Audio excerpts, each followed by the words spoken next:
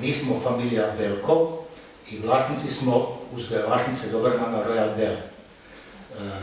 Cijela priča je krenula daleko prije 56 godina, početkom 80-ih godina.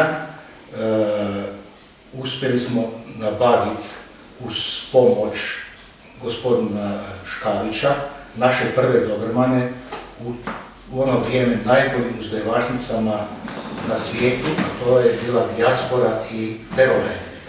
S time da moram usput zahvaliti gospodinu Kukiću koji nam je pomogao u izboru šteneta u dotičnoj uzgajivačnici. I tako smo sa godinu dana njihovih posjetili prve izložbe, neke kod nas, a neke i u inozemstvu. I kad smo dobili prve pokale, osvojili prve pokale, onda smo bili naprosto cijepljeni za izložbe. U tom razdoblju naše kinologije bili smo 13 puta prvaci svijeta i 15 puta prvaci Europe.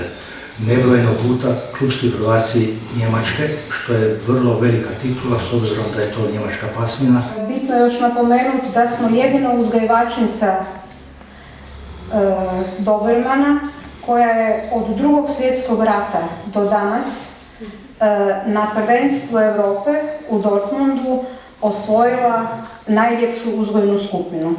Uzgojili smo preko 200 prelijepih Dobermana, a nije bilo lako. 2 puna mjeseca dok bebe nisu išle kod novih vlasnika, spavalo se nije.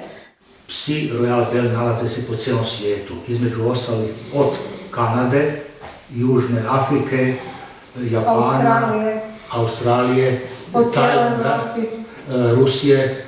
Dakle, cijeli naš život posvetili smo našim Dobermanima, izložbama, godišnjih odmora nije bilo, krali smo sami sebi vikende.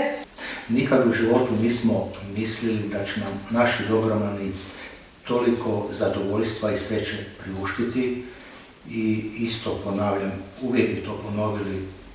Ja bih htio posebno zahvaliti vlasnicima naših pasa koji su po cijelom svijetu, koji su promovirali našu uzgajivačnicu.